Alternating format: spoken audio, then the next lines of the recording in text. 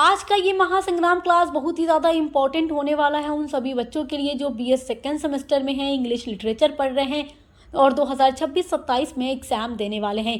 आज की वीडियो में मैं लेकर आ गई हूँ आप सभी बच्चों के लिए वो सारे इम्पोर्टेंट क्वेश्चन आंसर जो आपके एग्ज़ाम में हर यूनिवर्सिटी में आने वाला है। जिन बच्चों ने अभी तक कोई तैयारी नहीं की है अपने इंग्लिश लिटरेचर की बीएस सेकेंड सेमेस्टर में और काफ़ी ज़्यादा टेंशन में हैं हम क्या पढ़ें और क्या ना पढ़ें, तो उन बच्चों के लिए आज का ये वीडियो इम्पॉर्टेंट होगा क्योंकि बहुत सारे बच्चे अभी ऐसे होंगे जिन्होंने अभी तक कोई भी तैयारी नहीं की होगी अपने किसी भी सब्जेक्ट की। तो आपके हर एक सब्जेक्ट के लिए हम पूरी इम्पॉर्टेंट क्वेश्चन आंसर महासंग्राम क्लासेस अपलोड कर रहे हैं, तो आप हमारे चैनल पर विजिट करके ज़रूर देखिएगा। चलिए आज ये इंग्लिश लिटरेचर की क्लास स्टार्ट करते हैं। आपका पहला वेरी इंपॉर्टेंट क्वेश्चन है, what is a sonnet. Sonnet क्या है? तो देखो, सोनेट बहुत ही इंपॉर्टेंट है और यूनिट नंबर फर्स्ट के अंदर आप फॉर्म्स ऑफ पोइट्री के बारे में पढ़ चुके हैं। फॉर्म्स ऑफ पोइट्री में आपने सोनेट भी पढ़ा हुआ है, सब कुछ मैं आपको पढ़ा चुकी हूँ। आपने यूनिट नंबर 1 में 8 तरीके की फॉर्म्स ऑफ पोइट्री पढ़ी हुई है और सोनेट उसमें से बहुत ज़्यादा इम्पॉर्टेंट है और सब कुछ मैं डिटेल में आपको पढ़ा चुकी हूँ।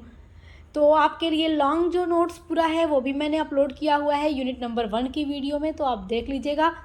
यहाँ पर मैं कुछ शॉर्ट तरीके से आपको बताऊंगी कि एग्ज़ाम में कैसे क्वेश्चंस आएंगे शॉर्ट, और जो लॉन्ग क्वेश्चन है उनकी वीडियो ऑलरेडी मैंने अपलोड कर दी है पूरा आंसर के साथ, तो आप वो वीडियो भी चेक करके पढ़ लीजिएगा। क्योंकि बच्चे पूछते रहते हैं मैम लॉन्ग क्वेश्चन कैसे आएंगे, उनका आंसर कैसे लिखें, शॉर्ट का कैसे लिखें, तो सभी के लिए हम अलग अलग वीडियोज़ अपलोड करते हैं आपके हर एक सब्जेक्ट के लिए। चलिए देखते हैं आज का ये क्लास, बहुत ही इम्पोर्टेंट है एग्ज़ाम 2026-27 के लिए। A sonnet is a 14-line poem written in a specific rhyme scheme and meter, usually iambic pentameter. Sonnet जो होती है 14 लाइन की होती है जो कि स्पेसिफिक राइम स्कीम के साथ और मीटर के साथ लिखी होती है, यूजुअली आमतौर पर एम्बिक पेंटामीटर के साथ। It expresses deep emotions often about love, nature और फिलॉसफी, जो कि बहुत ही गहरी इमोशंस को एक्सप्रेस करती है अबाउट लव, प्यार के बारे में, नेचर यानी प्रकृति के बारे में, और फिलॉसफी यानी दर्शन के बारे में। और आप लोगों ने अपने सिलेबस में पढ़ा भी है let me not to the marriage of true minds written by William Shakespeare, वो भी एक सोनेट है। और आपने ऑन हिज ब्लाइंडनेस पढ़ा है, वो भी एक सोनेट है written by John Milton. Next आपका इम्पॉर्टेंट क्वेश्चन है, what are the main types of sonnet. ये एग्जाम में ज़रूर पूछेगा, वेरी वेरी इंपॉर्टेंट है आपके लिए। What are the main types of sonnet, sonnet के कितने प्रकार हैं? तो मैंने आपको पढ़ाया है सोनेट के 2 टाइप्स होते हैं, पहला है इटालियन सोनेट, दूसरा है English sonnet. The main types are the Petrarchan Italian sonnet divided into octave and sestet. जो पेट्रार्कन सोनेट है इसको इटालियन सोनेट के नाम से भी जाना जाता है, जो कि डिवाइडेड होती है ऑक्टेव एंड सेस्टेट में। ऑक्टेव जो है 8 लाइन का होता है, सेस्टेट जो है वो 6 लाइन का होता है, तो मिला करके आपकी हो जाती है 14 लाइन। 8 और 6 मिलाकर 14 लाइन पेट्रार्कन सोनेट ही होता है, Italian sonnet. And the Shakespearean sonnet also known as English sonnet, जो शेक्सपियरियन सोनेट है ये इंग्लिश सोनेट के नाम से भी जाना जाता है। विथ 3 क्वाट्रेन्स एंड ए कपलेट, जिसमें 3 क्वाट्रेन होते हैं 4 लाइन के, 4 लाइन के 3 क्वाट्रेन मिलाकर हो गई 12 लाइन, कपलेट होता है आपका 2 लाइन का, मिलाकर हो गई टोटल 14 यानी 14 line. And the Spenserian sonnet, तो सोनेट देखो वैसे तो 2 तरीके का ही होता है, इटालियन और शेक्सपियरियन, बट आप स्पेंसेरियन सोनेट के बारे में भी पढ़े हुए हैं तो आप ये भी लिख दीजिएगा। Which links quatrains with a connected rhyme scheme, जिसमें क्वाट्रेंस होते हैं और इसमें राइम स्कीम होती है। राइम स्कीम आपका एक इम्पॉर्टेंट टॉपिक है, राइम स्कीम के बारे में मैं आपको पढ़ा चुकी हूँ, बहुत ही इम्पॉर्टेंट आपका ये भी टॉपिक है।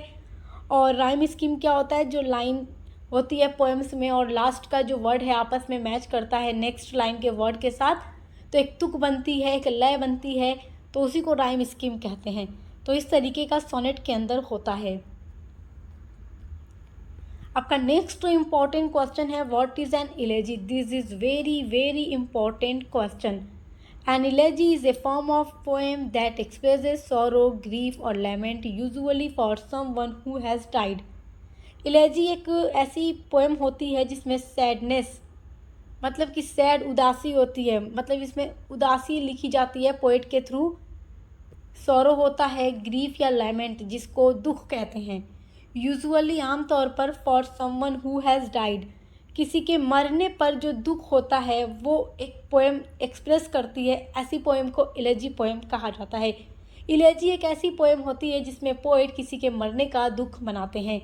जैसे कोई खास रिश्तेदार की डेथ हो जाए, किसी फ्रेंड की डेथ हो जाए, किसी क्लास फेलो की डेथ हो जाए, या किसी भी ग्रेट पर्सन की डेथ हो जाए, तो मतलब बहुत ही ज़्यादा दुख होता है। तो उस पर पोइट अगर कोई पोएम लिख दे तो ऐसी पोएम इलेजी पोएम होती है। It reflects on loss and often moves from sadness to acceptance और कंडोलेशन। तो ये क्या होती है, इसमें सैडनेस होती है, उदासी होती है, मोर्निंग यानी दुख होता है। Elegies may also honour the life and virtues of the deceased. This poetic form is serious in tone and focuses on themes like death, memory, and human suffering, helping both the poet and reader process emotions and find meaning in loss. ये एक ऐसा poetic form होता है poem का जिसमें serious tone होता है और इसमें फोकस किया जाता है डेथ पर, मेमोरी पर या ह्यूमन सफरिंग पर।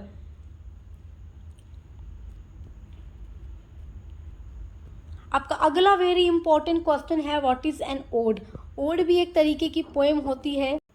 N ode is a type of lyrical poem that expresses deep feelings of admiration, praise और reflection toward a person, object, idea और इवेंट। देखिए, ओड एक ऐसी पोएम होती है जिसमें तारीफ यानी प्रशंसा की जाती है किसी भी ऑब्जेक्ट, किसी भी पर्सन, किसी भी आइडिया या किसी इवेंट की। यानी कि कोई व्यक्ति हो उसकी तारीफ़ की जाए, कोई ऑब्जेक्ट, कोई वस्तु हो, कोई आइडिया हो या कोई भी इवेंट हो तो उसकी तारीफ़ की जाती है। ऐसी पोएम जो होती है वो ओड होती है।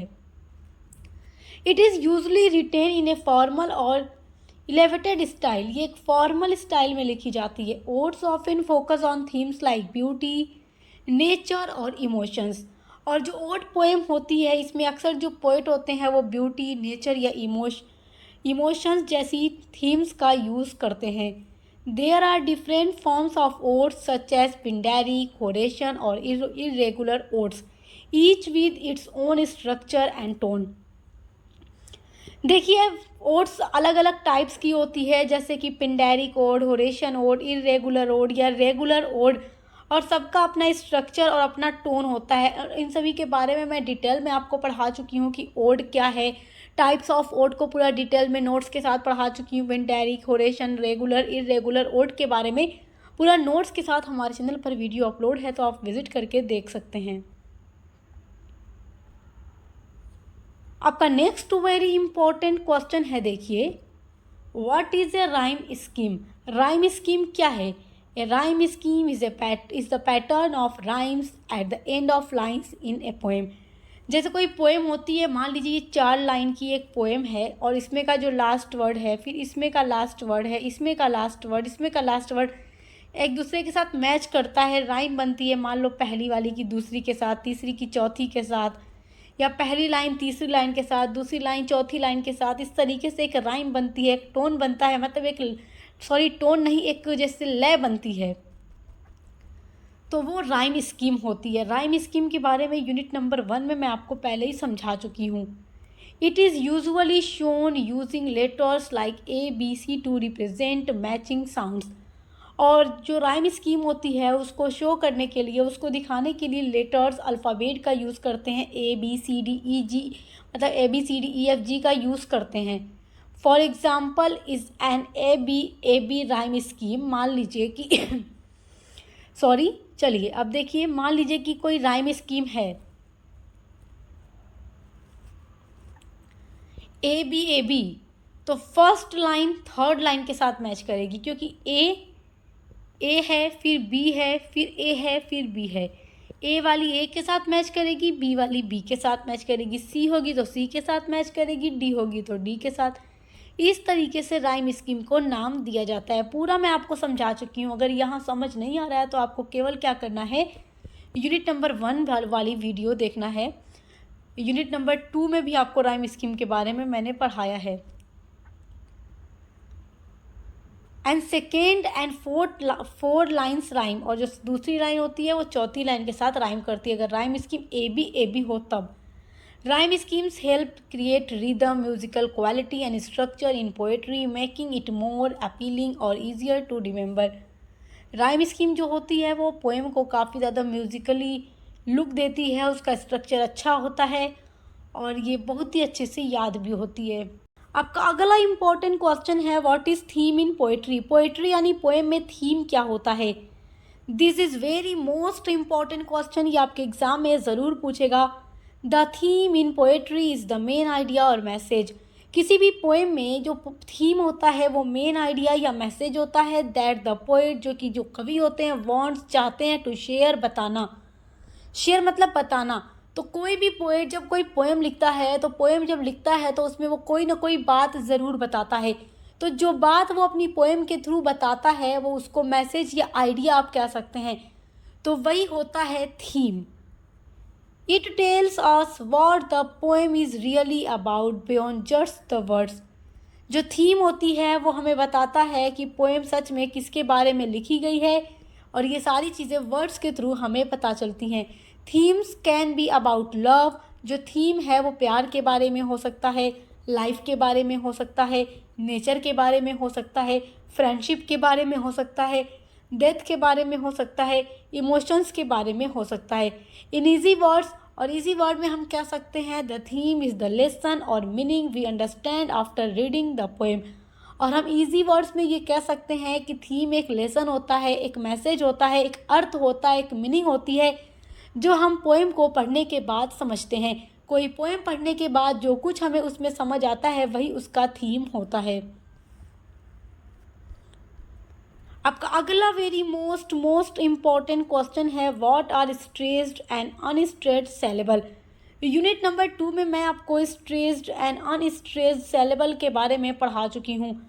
Stressed and unstressed syllables are parts of words that we pronounce with different level of force. देखो जो स्ट्रेस सेलेबल है इसमें स्ट्रेस दिया जाता है, जोर दिया जाता है, और अनस्ट्रेस्ड में जोर नहीं दिया जाता। सेलेबल्स होते हैं जो कि वर्ड्स के पार्ट होते हैं दैट वी, जो कि हम प्रोनाउंस करते हैं with different level of force, force लगा करके, अलग अलग फोर्स लगा करके। जब हम किसी शब्द को बोलते हैं तो उस शब्द के कुछ हिस्से पर हम ज़्यादा जोर देकर बोलते हैं और कुछ हिस्से पर हम कम जोर देकर बोलते हैं। A straight saleable is स्पोकिंग louder, और जिस पे हम ज़्यादा जोर देकर के बोलते हैं वो स्ट्रेट सेलेबल होता है, और with more emphasise while and understate syllable is softer and quicker. तो देखो जिस पर हम ज़्यादा जोर देते हैं, ज़्यादा एम्फेसाइज जोर देते हैं वो होता है स्ट्रेट सेलेबल, और जो सॉफ्ट और थोड़ा हल्का या कम जोर देकर बोला जाता है वो होता है अनस्ट्रेट सेलेबल। फॉर एग्जाम्पल के थ्रू आप समझ सकते हैं इन द वर्ड अबाउट। देखो जो वर्ड अबाउट है इसमें bout is stressed and a is unstressed. This pattern help create rhythm and flow in poetry and speech. About जब हम बोलते हैं तो हम ए फिर बाउट, अबाउट अबाउट, तो ए को हम हल्का पढ़ते हैं ए बाउट, तो बाउट पे हमें थोड़ा जोर देना पड़ता है, तो बाउट हमारा हो गया स्ट्रेट सेलेबल। आई होप कि आप समझ गए होंगे। यूनिट नंबर 2 आप देखिएगा, वहाँ आपको मैंने और डीपली समझाया हुआ है। आपका अगला इंपॉर्टेंट क्वेश्चन है, देखिएगा आपका अगला नेक्स्ट वेरी इंपॉर्टेंट क्वेश्चन है what is a heroic couplet. Unit number 2 में मैंने आपको हीरोइक कपलेट के बारे में पढ़ाया है। सॉरी मैंने आपसे कह दिया कि स्ट्रेट सेलेबल मैंने आपको यूनिट नंबर 2 में पढ़ाया है, मैंने आपको 3 में पढ़ाया है, यूनिट नंबर 3 में स्ट्रेट सेलेबल के बारे में, और यूनिट नंबर 2 में मैंने आपको हीरोइक कपलेट के बारे में पढ़ाया है। A heroic couplet is a pair of rhyming lines in poetry written in iambic pentameter. Heroic couplet 2 line का एक स्टैंजा होता है, 2 लाइन का स्टैंजा होता है जो कि पोएट यूज़ करते हैं अपने पोएम लिखने के लिए। इसमें एम्बिक पेंटामीटर होता है और राइम स्कीम का ये 2 लाइन का पेयर होता है, 2 लाइन का स्टैंजा होता है जिसमें राइम स्कीम होती है। Each line usually has 10 syllables with a regular rhythm, और इसकी हर लाइन में यानी दोनों लाइन में 10 सेलेबल्स होते हैं मतलब रिदम के साथ। The 2 lines rhyme with each other and express a complete thought, और इसकी दोनों लाइन आपस में राइम करती है, मैच करती है, यानी पहली वाली लाइन का लास्ट वर्ड दूसरी वाली लाइन के लास्ट वर्ड के साथ मैच करता है हीरोइक कपलेट में, और इसमें एक कंप्लीट थॉट होता है। और जब आप विलियम शेक्सपियर की सोनेट पढ़ते हैं तो सोनेट का जो लास्ट स्टेंजा होता है 2 लाइन का होता है और वो हीरोइक कपलेट ही होता है, जिसमें पोएट कोई ना कोई थॉट मतलब देते हैं, कोई ना कोई विचार, बहुत ही गहरी बात कहते हैं, बहुत ही गहरी बात, डीप मैसेज देते हैं। This form was often used in classical English poetry for serious और heroic themes, especially by poets like Alexander Pope and John Dryden. और क्लासिकल इंग्लिश पोएट्री में हीरोइक कपलेट का यूज़ काफ़ी ज़्यादा किया गया और अलेक्जेंडर पोप या फिर जॉन ड्राइडन जैसे पोएट्स ने इनका यूज़ किया। आपका नेक्स्ट वेरी इंपॉर्टेंट क्वेश्चन है, देखिए, what is the central idea let me not to the marriage of true minds by William Shakespeare. William Shakespeare की पोएम जो है let me not to the marriage of true minds का central idea क्या है? This is very important question, ये आपसे ज़रूर पूछेगा, बहुत ही ज़्यादा इम्पॉर्टेंट है। The poem describes true love as constant and unchanging. ये पोएम बताती है कि जो सच्चा प्यार है वो स्थिर है और कभी बदलता नहीं है। Shakespeare says real love does not alter. William Shakespeare अपनी इस पोएम में कहते हैं रियल लव, जो सच्चा प्यार है, वास्तव में जो प्यार होता है, डज नॉट अल्टर। अल्टर मतलब बदलना, वो बदलता नहीं है विद द टाइम, समय के साथ और डिफ़िकल्टीज़ और कठिनाइयों के साथ, but remains firm like a guiding star. जबकि वो स्थिर रहता है, हमेशा एक गाइडिंग स्टार की तरह वो एक जगह स्थिर रहता है और लोगों को सही राह दिखाता है, लेकिन कभी भी बुरा वक्त आने पर या वक्त के साथ या मुश्किल वक्त आने पर बदलता नहीं है, या किसी तीसरे व्यक्ति के आ जाने पर भी सच्चा प्यार कभी नहीं बदलता।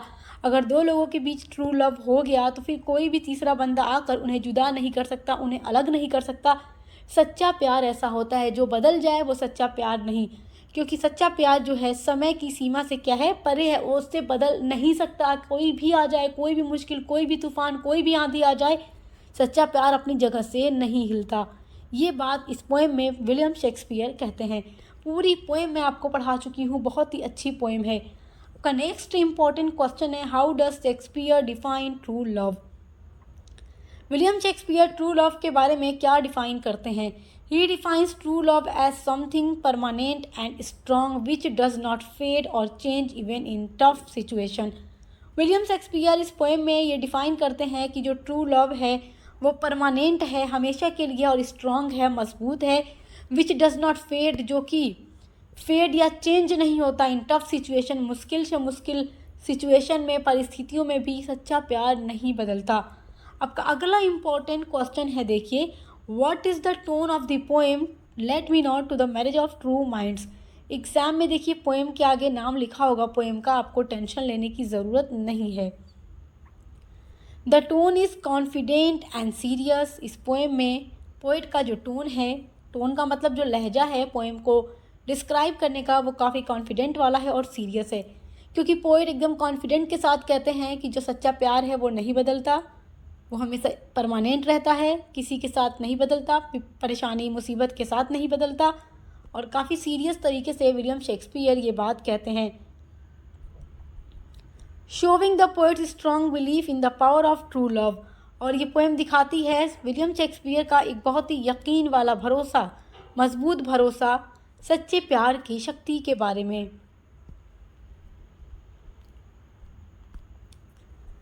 आपका नेक्स्ट वेरी इंपॉर्टेंट क्वेश्चन है, what is the central idea of the poem the world is too much with us by William Wordsworth. William Wordsworth की जो पोएम है the world is too much with us, बहुत ही अच्छी poem है। ये पूरी poem मैं आपको पढ़ा भी चुकी हूँ। पूरी पोएम की समरी चैनल पे अपलोड है, हर एक पोएम की, तो आप विजिट करके चैनल पर हमारे ज़रूर देखिएगा।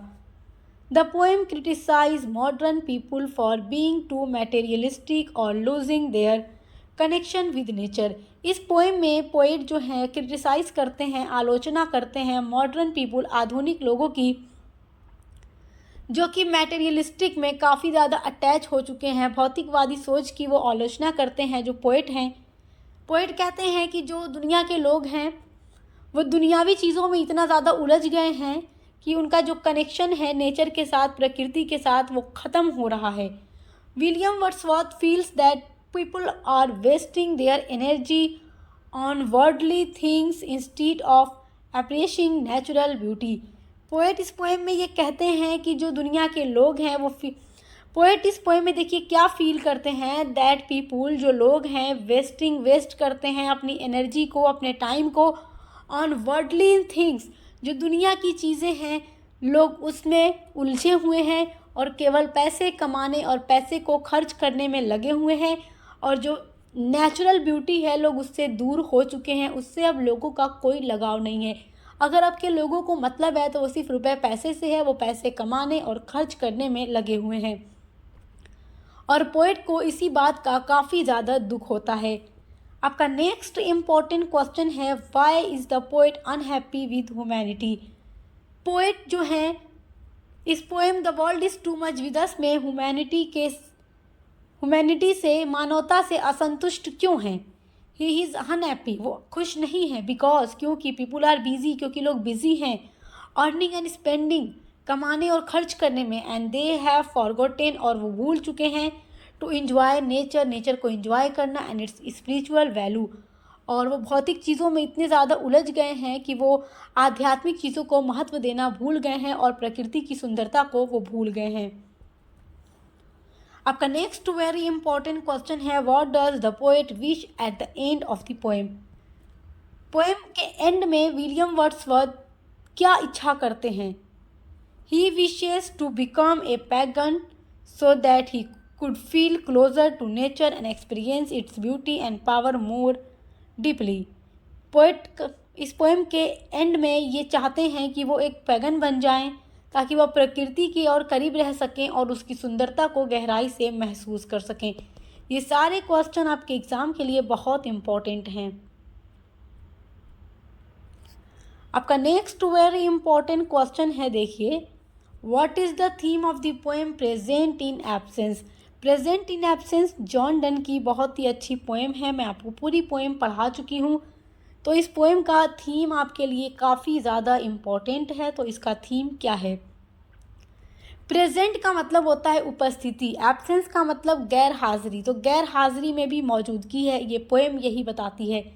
इस पोएम में जॉन डन कहते हैं कि अगर दो लोग सच्चा प्यार करते हैं और काफ़ी दूर हैं, मिल नहीं सकते एक दूसरे से, बात नहीं कर सकते एक दूसरे से, लेकिन गैर हाजिरी में भी प्रेमिका की या प्रेमी की मौजूदगी होती है और वो दिल के हमेशा करीब होते हैं।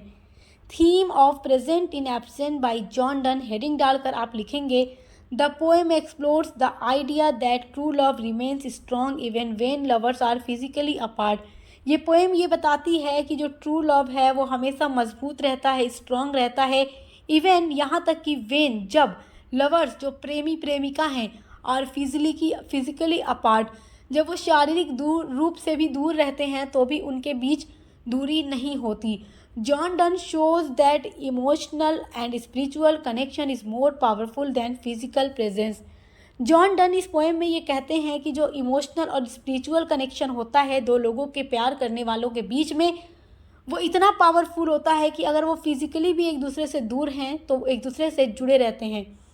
शारीरिक दूरी होने पर भी प्रेमियों के दिल और विचार एक दूसरे से जुड़े रहते हैं। द लवर्स में be separated by distance.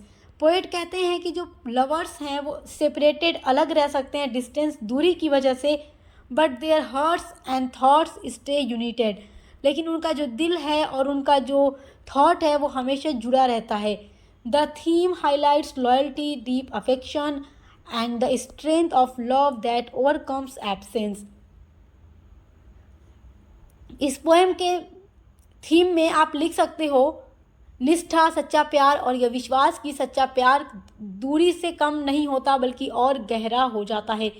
John Donne का मानना है कि दूरी से प्यार कम नहीं होता, जबकि वो और भी स्ट्रेंथ, और भी मजबूत, और भी पावरफुल बनता चला जाता है। आपका नेक्स्ट इंपॉर्टेंट क्वेश्चन है, what is the central idea of church going by Philip Larkin. Philip Larkin की पोएम चर्च गोइंग का सेंट्रल आइडिया आपके एग्जाम के लिए काफ़ी ज़्यादा इम्पॉर्टेंट है।